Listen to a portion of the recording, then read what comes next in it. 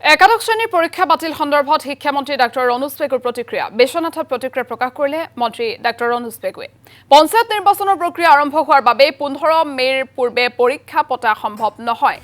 এফালে 15 মেৰ পিছত পৰীক্ষা পাতিলে বহু পলম হ'ব সেয়ে যিকেইটা বিষয় পৰীক্ষা অনুষ্ঠিত নহল সেইকেইটা পৰীক্ষাৰ নম্বৰ কৰ্তৃপক্ষই শিক্ষাৰ্থীৰ ইউনিট টেষ্ট বা সমহীয়া পৰীক্ষাৰ ওপৰত ভিত্তি কৰি নম্বৰ প্ৰদান কৰিব আৰু ছাত্ৰ-ছাত্ৰীসকলে দ্বাদশ শ্ৰেণীত নাম ভৰ্তি কৰিব পাৰিব বুলি মন্তব্য কৰিছে শিক্ষামন্ত্ৰীগৰাকীয়ে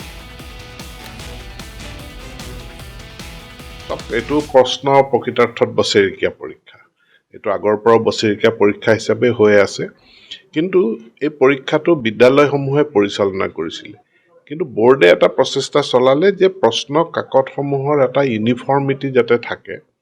দুই নম্বৰ দ্বাদশ শ্ৰেণীৰ ফাইনেল পৰীক্ষাৰ কাৰণে প্ৰস্তুতিমূলকভাৱে একাদশ শ্ৰেণীৰ এটা পৰীক্ষাটো যাতে হয়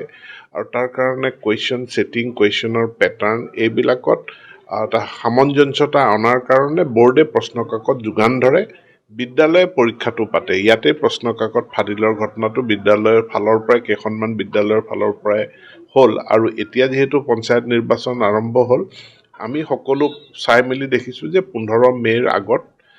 পুনৰ পৰীক্ষা অনুষ্ঠিত কৰাটো সম্ভৱপৰ নহয় আৰু 15 মেৰ পাছত যদি পৰীক্ষা অনুষ্ঠিত হয় তেতিয়াহ'লে বহুত দেৰি হৈ যাব সেইকাৰণে বিদ্যালয়সমূহকে কৰ্তৃত্ব দিয়া হৈছে যে বিদ্যালয়সমূহে এতিয়া যিকিটা পৰীক্ষা আমি হৈ গ'ল তাৰ আমি মাৰ্কশ্বিটটো পাম নম্বৰ পাব যিকিটা পৰীক্ষাৰ মাৰ্কশ্বিট পৰীক্ষা অনুষ্ঠিত নহল তাৰ নম্বৰটো সমহীয়া বা ইউনিট টেষ্টৰ পৰীক্ষাৰ ওপৰত ভিত্তি কৰি বিদ্যালয়ে সেই নম্বৰটো প্ৰদান কৰিব আৰু ছাত্ৰ-ছাত্ৰীসকলে তেওঁলোকে দ্বাদশ শ্ৰেণীত এডমিশ্যন ল'ব আৰু সকলোৱে 26ত তেওঁলোকে যিটো দ্বাদশ শ্ৰেণীৰ ফাইনেল পৰীক্ষা